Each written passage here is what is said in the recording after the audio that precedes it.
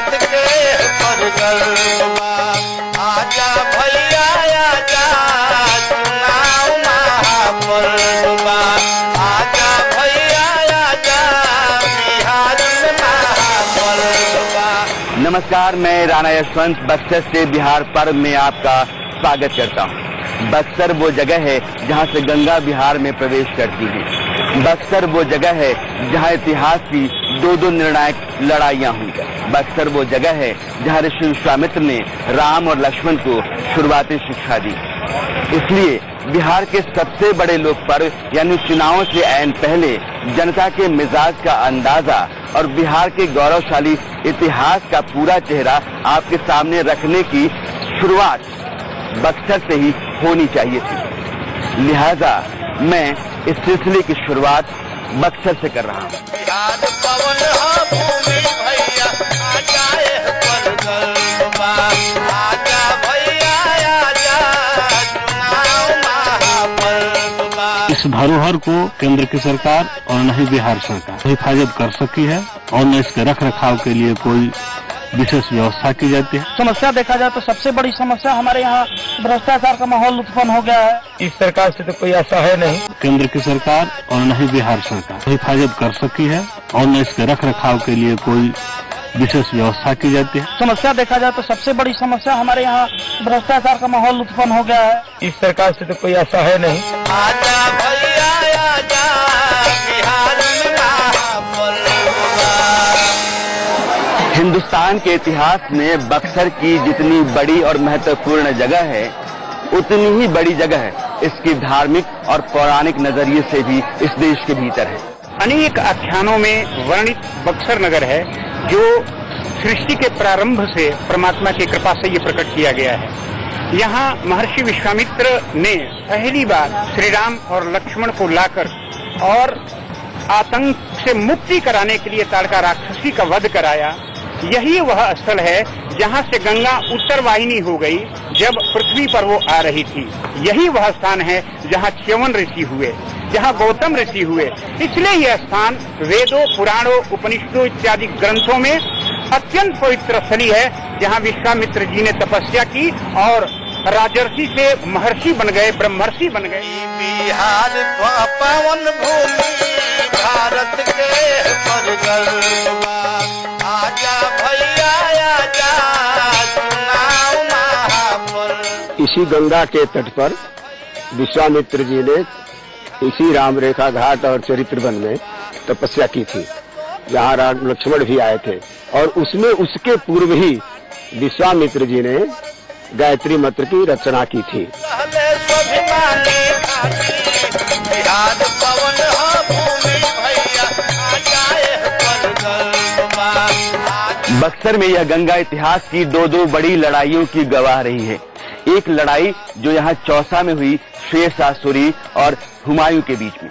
हुमायूं तब हिंदुस्तान के सम्राट हुआ करते थे और शेर शाह सूरी ने हुमायूं की फौज को यहाँ मात दे दी थी। आलम ये था कि हुमायूं को यह गंगा पार करनी पड़ी और एक भिष्टी ने उन्हें यह गंगा पार करवाई और हिंदुस्तान का सम्राट अकेले बक्सर से आगरा गया। हुमायूं ने वादा किया था निजाम बिस्ती से कि निजाम, अगर तुम दिल्ली आओ और मैं तख्त पर हूँ, मैं तुम्हें अवार्ड दूंगा। निजाम गया था हुमायूं के यहाँ और हुमायूं ने उसे, जब वो तख्त पर था, दिल्ली के तख्त पर, तो उसे एक दिन की बादशाहियत दी थी। दूसरी लड़ाई जो अंग्रेजों और हिंदुस्तान की साझा फौज के बीच थी। हिंदुस्तान के सुल्तान शाह आलम मीर द्वितीय, बंगाल के नवाब मीर कासिम और अवध के नवाब शुजाउद्दौला, इन तीनों की जो साझा फौज थी उसका और मुनरो की अगुवाई में अंग्रेजी फौज का सामना इसी बक्सर में हुआ था। हिंदुस्तान की जो साझा फौज थी वो आपसी फूट का शिकार हो गई। तीनों जो नायक थे वो एक दूसरे को नीचा दिखाना चाहते थे। इसलिए मुनरो की 7,000 की फौज हिंदुस्तान की ज्वाइंट फोर्सेस जिसकी ताकत 40,000 की थी उस पर भारी पड़ी।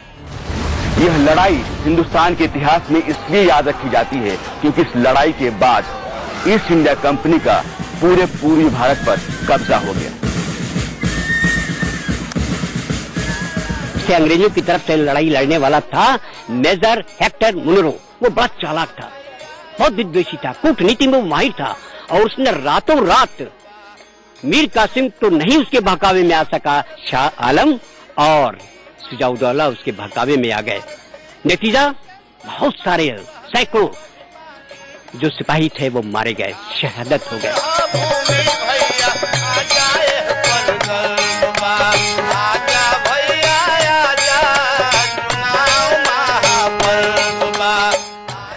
बक्सर लोकसभा सीट से आज की तारीख में अश्विनी चौबे सांसद हैं और यहाँ 4 विधानसभा की सीटें होती हैं, जिनमें से 2 बीजेपी के पास हैं और 2 जेडीयू के पास।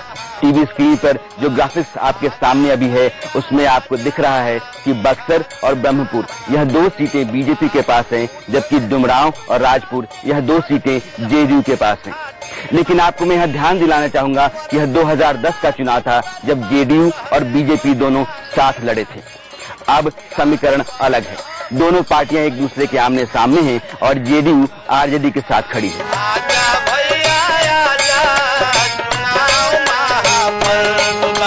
15 वर्ष से मतलब ये लोग को हम देख रहे हैं, अच्छा काम ढंग से नहीं हो रहा है।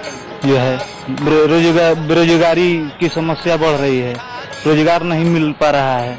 डुमरांव विधानसभा क्षेत्र में जो हमारे विधायक हैं दाऊद अली जी, इनको हम लोगों ने वोट दिया, लेकिन हम लोगों से अच्छी तरह से बात भी नहीं करते हैं, और हम उनकी बात, हमारी बात तो छोड़िए ना, उनसे जाते हैं मिलने के लिए तो मिलते भी नहीं है हम लोगों से।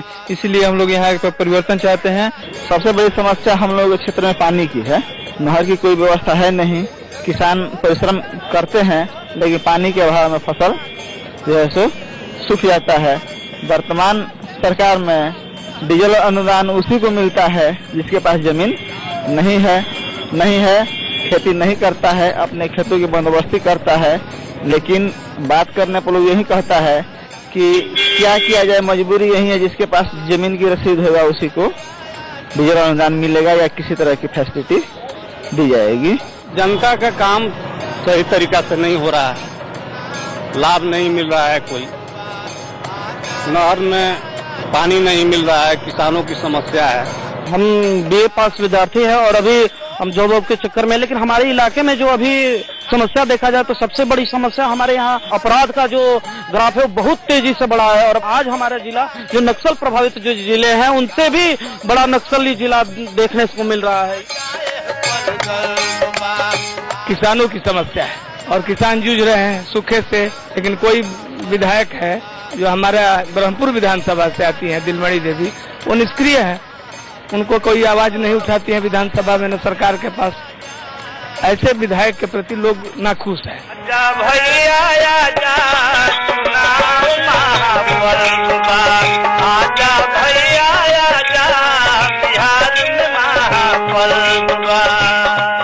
बक्सर जिले का शायद ही कोई ऐसा हिस्सा है जहां से होकर मैं नहीं गुजरा।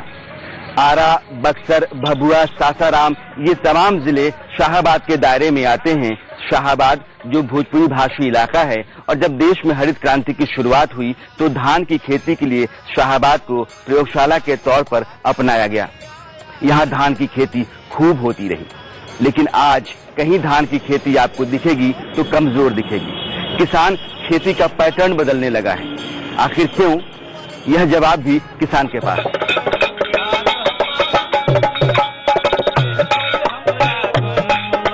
धान की खेती क्यों लोग करेंगे? 58 करोड़ रुपया का नहर का खुदाई हुआ, लेकिन नहर में देखने को पानी नहीं मिलता है। सरकार के उदासीन रवैया के चलते अब धान की खेती छोड़ करके हम लोग दूसरा खेती करने पर तुले हैं। जो बनता है अपने खाने कमाने के लिए किया जा रहा है। बिहार पावन भूमि भारत के परगलवा, आजा भैया आजा चुनाव महापर्वा। अब मैं डुमरांव राज परिवार के परिसर में हूँ। कभी एक वक्त हुआ करता था जब इस राज परिवार की पूरे बिहार में और खासकर बक्सर में तूती बोला करती थी। 1952 में जब पहला लोकसभा चुनाव हुआ तो इसी राज परिवार से महाराजा कमल बहादुर सिंह चुने गए, और वो भी निर्दलीय। आज की तारीख में महाराजा कमल बहादुर सिंह बोल तो नहीं सकते, लेकिन उनके बेटे को राजनीति की बारीक और बेहतर समझ है। देखिए, मेन है बिजली, सिंचाई और रोड। आज का ये है कि पानी हम लोग को देखना पड़ता है, जब पानी नहीं चाहिए तब, मानी जब खेत में फसल लगा रहता है उस टाइम में पानी छोड़ देते हैं तो उससे क्या होता है, फसल से बर्बाद होने का है। और यहाँ पर हम देख रहे हैं कि बहुत जो नेता लोग आते हैं वो खाली पैसा बनाने के उससे माध्यम से आते हैं, कोई जन सेवा नहीं करना चाहते।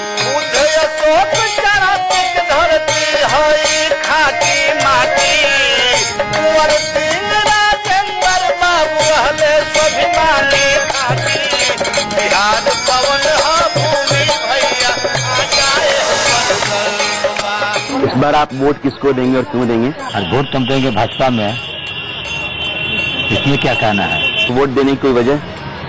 भाजपा को देखते हैं कि काम होता है सही सही, इसलिए देते हैं। पूरा देश मोदी को वोट दे रहा है, हम भी मोदी को वोट देंगे। मोदी का सरकार जो है बहुत अच्छा काम कर रहा है।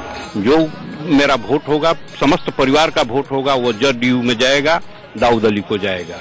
नीतीश कुमार को लोग, यहाँ कुछ लोगों ने कहा कि हम परिवर्तन इसलिए चाहते हैं कि नीतीश कुमार ने इस इलाके में कुछ किया नहीं, उनकी सरकार ने कुछ किया नहीं। आपको ऐसा लगता है क्या? जी नहीं, ऐसा नहीं लगता है मुझे। जो किए हैं सो ठीक किए हैं नीतीश कुमार। जो बहुत दिन से जो हमारे बिहार की स्थिति इतनी बदहाल है, इसे बदला जा सके, हम पूरी तरह से परिवर्तन चाहते हैं। परिवर्तन मतलब नीतीश कुमार को हटाना चाहते हैं आप?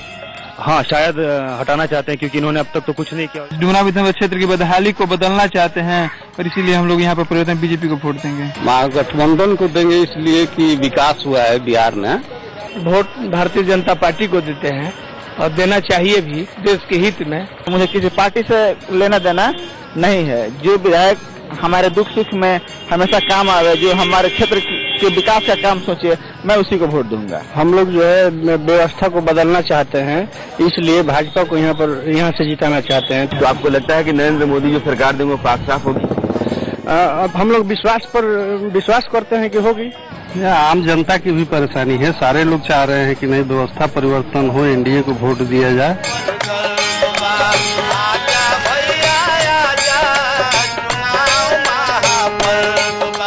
अश्विनी चौबे, लालमुनि चौबे, जगदानंद सिंह, शिवानंद तिवारी, सुखदा पांडे, ये तमाम नेता बक्सर के हैं, लेकिन बक्सर की जनता आज भी बुनियादी सवालों से दो चार है। बिजली, पानी और सड़क की दिक्कतें यहाँ बड़ी हैं। पूरे बक्सर में घूमने के बाद मेरा अपना अनुमान ये कहता है कि चारों विधानसभा सीटों में से राजपुर को अगर मैं छोड़ दूं तो बाकी 3 सीटों पर बीजेपी की आबोहवा मजबूत है। राजपुर रिजर्व सीट है और हो सकता है कि यहाँ महागठबंधन बीजेपी को बड़ी टक्कर